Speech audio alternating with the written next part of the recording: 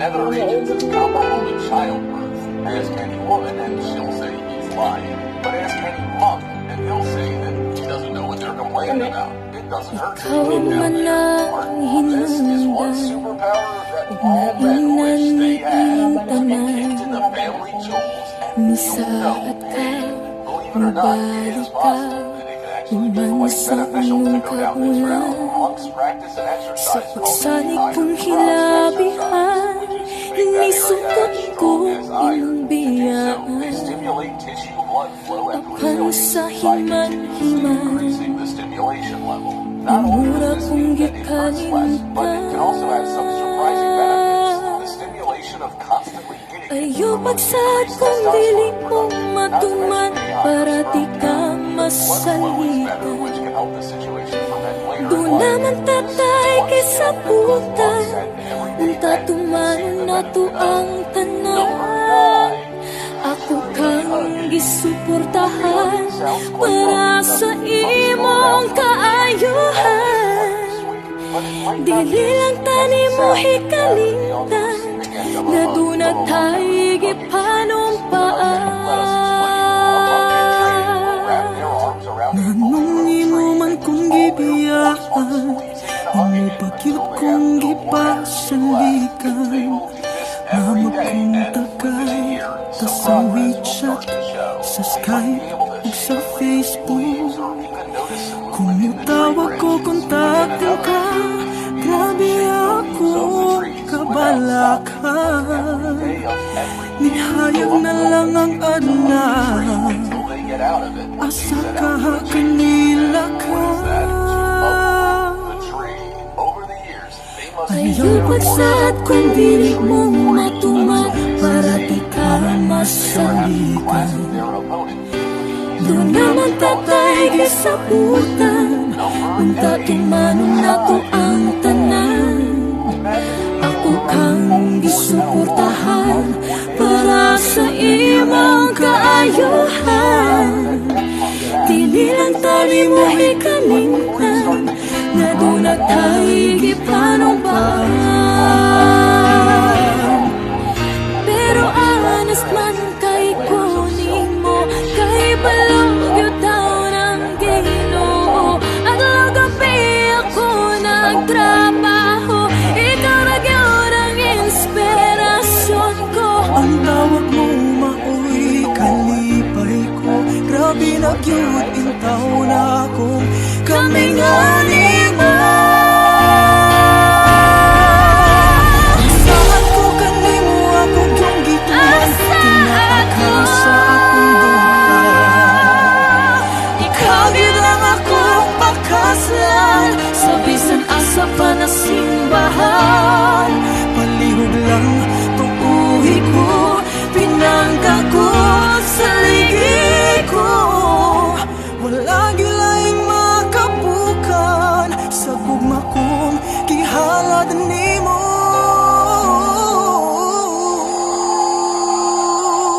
Wala gilaing makababa ning gugma ko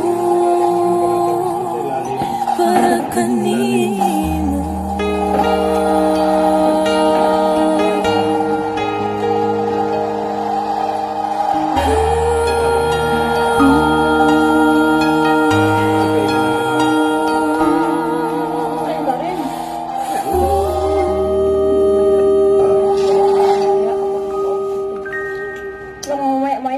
Forward and hit the top of their heads again. Over the weeks, they do so with increased force. Over the months, the monk will remove some of the layers of silk, then more every 2 or 3 months, until their head is bare. They are then able to run at a wall and not cause any damage to themselves. We're not sure what use this would have in the real world, but it would make for a fun party trick. Number 7. Iron shirt. If you've ever wanted to learn how to handle heavy blows by your opponent or even sharp objects, then it might be time to spend some time or years with a monk. They will show you how to create your own iron shirt. And no, we don't mean that they'll grab a piece of iron, shape it to your body, and give you a bit of clothing made of iron. they can actually mobilize their chi inner energy and defend themselves against both sharp objects and heavy blows. That's some pretty impressive stuff. Shaolin Kung Fu students start their training by sleeping on hard beds. For anyone with back problems, that's some pretty intensive training even to begin with. They then wrap their bodies in soft fabric and massage the areas. But that's not all. Over time, they will hang a bar outside, dig a pit underneath it, and put fine sand in it. Every day for 3 years, they hang on the bar, fall into the hole with all parts of their body touching the sand, and remove the soft fabric as time goes by. As their body hardens to the pain, they start hitting it with a wooden hammer, followed by an iron one. By the time training is complete, monks have an incredible tolerance to pain. Number 6, skill of light body. To weigh, say, 110 pounds doesn't mean you need to apply 110 pounds worth of pressure when you walk, lie down, or move in any way. There's a skill called skill of the light body that allows people to use very little of their weight, regardless of how much their body actually weighs. In Shaolin writings, there's mention of monks who can rest on branches weightlessly, similar to birds and bees, even though they weigh 110 pounds. But before you hop outside and try it out, with the chances of you fall into the ground pretty high, you must first go through a massive training process. It involves a giant clay bowl being filled with water and carrying a heavy backpack filled with iron while walking on the rim of the bowl. You would do that for hours every day. Once a month, water is removed from the bowl, but more iron is added to your backpack. The goal is to keep walking on the rim of the bowl without tipping it over or falling into it. That process continues until the bowl is empty of water. At the end of the training, the person who has mastered the skill of the light body will be able to walk on blades of grass without crumbling them. Number 5, diamond finger. Any Shaolin exercise done right can make you look pretty powerful and like you have superpowers. But this one, known as Buddha's finger or diamond finger, is something that's just that little bit more special. In fact, it's incredible. This Shaolin exercise involves your training to create a strong finger that's capable of damage. At the end of the training, you would be able to knock a hole in someone's chest, scar a tree trunk, or break a stone with just one finger. Basically, with enough training, your finger pointing can inflict some real physical damage on someone. It starts with poking trees and planks of wood to increase the strength in your fingers. Training moves on to making hard strikes and producing great bursts of force. The one-finger handstand is also a side effect of being able to master the diamond finger. Think about how much such a skill could help you in everyday life. You'd be able to hammer nails into wood without the use of a hammer, or cause severe damage in a fight if you were fighting for your life. While this skill can take several months, many monks have mastered it. That's obvious in the heavily dented trees around any training facility. Number 4, sixth sense. Monks are wise people, and they spend their entire life fine-tuning that wisdom, foresight, and intellect. They meditate, train, and focus on self-improvement in every aspect of their life. For many monks, that has equated to a sixth sense that the average person could never hope to achieve in a single day or even in a few months. Monks are able to attune their minds and bodies to become more aware of the world they live in and their direct surroundings.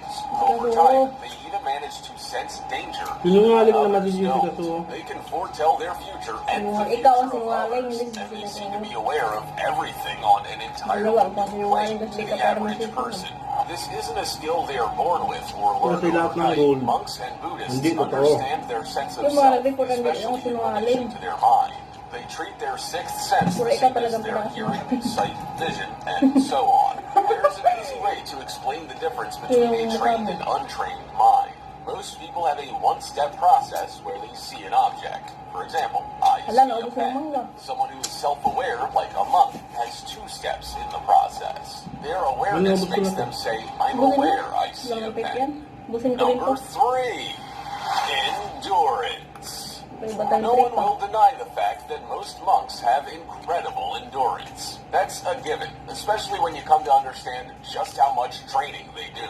But there's a particular type of monk who has more endurance than others, and they are known as the marathon monks. According to legend, there are monks around Kyoto, the monks of Mount Hiei, who run 1,000 marathons in the same number of days to reach enlightenment. It's not enough that they have to run for 1,000 days, but they also have to stop and Ginamos. the fact that these monks have incredible endurance. That's a Bagoong. given, especially when you come to understand Tayo. how much training Long. they do. Ikitlog tayo. There's a particular type of monk who has Yeah. more endurance than Wala. others, and they are Hindi, known as scramble yung buhok. marathon monks.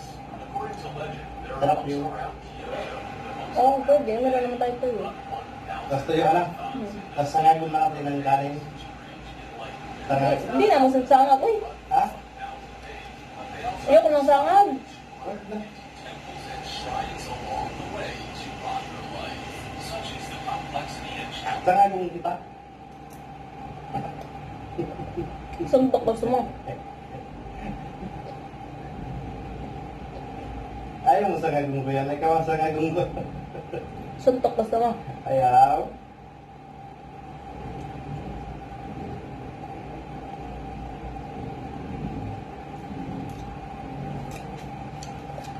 Suga na nga, uy.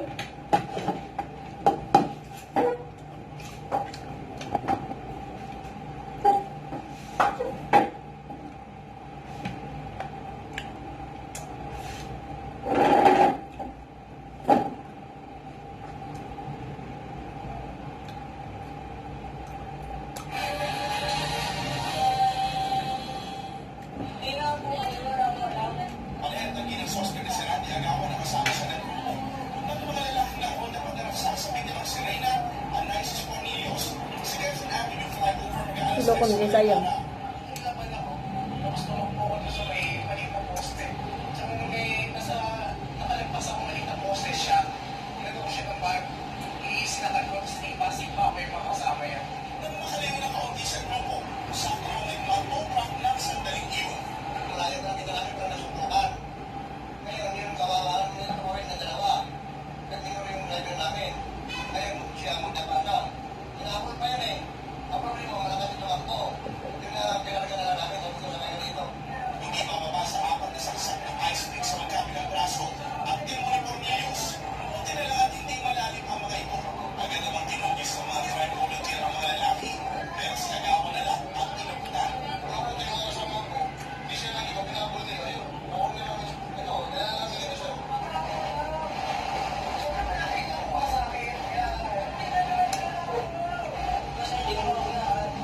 Hindi ko siya kinilala ni Cornelius na isa sa mga nang-welcome sa kanya. Dinala ang suspect sa QCPD Station 10 habang pinaghahanap ang iba pa niyang kasamahan. Ito ang unang balita sa Quezon City. Jason Balen, report.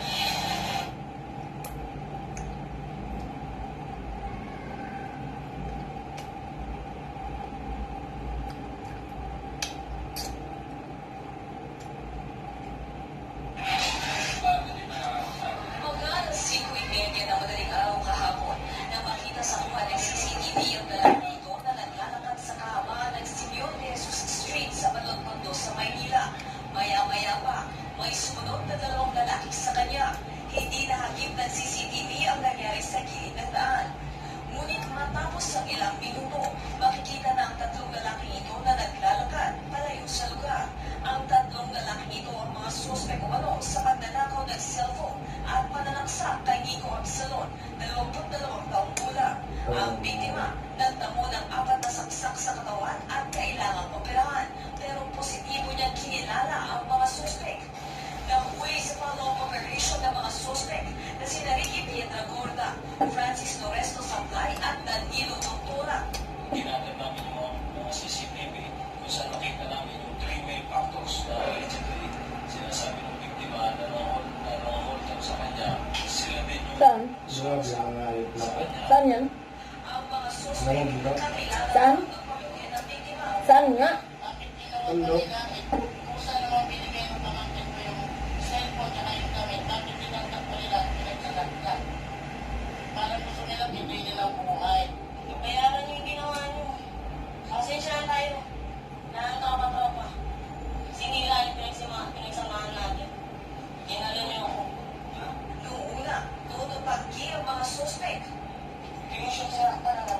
Bubayan sila sa? Ha?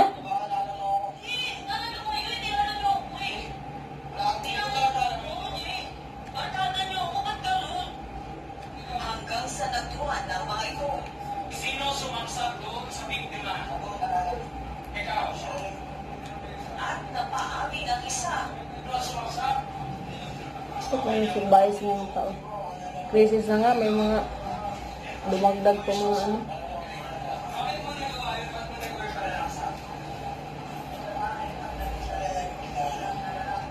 Nagawa lamang daw nila ang pagnanakaw at pananaksak dahil sa kalasingan. Samantalang ang isang suspect naman na si Ricky Piedragorda ay maaaring naging tukang umano ng dalawang kasamahan. Katrina Son, GMA News. Bulok yung mga ayat na yun. Mga papakay na yun. Buhay ang biktima. Bubulak na sa kulungan. Naglalakad lang. Tapos ganun na. Wala kasi yung pinipili yung demonyo eh.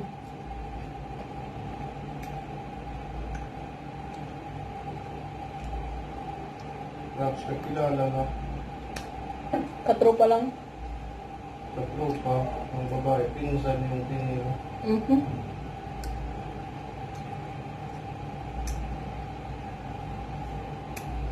Sa Bohol na. Dinalita. Ano? Yung pinsan niya na ni-rape. Pinatay pa. Pinsan lang din. Adik yun. Pinsan. Adik nga. Yung mga ganyan. Hindi ko kilala. Nakatakot pa lang nila. Kaya siya mo. Okay, ang kukuha nila dyan. Sa akin, nung dumaan na ako dyan, in-experience ko lang kung ano, yung na-experience ko lang, kami na ganito pala ang tama, yan, hindi ka papakainin ng isang araw, tapos may... Ganito pa lang tama yan. Sarap pala yan. Hindi, Kasi sarap. ganito. Ito ko kasi gusto ko makalasa.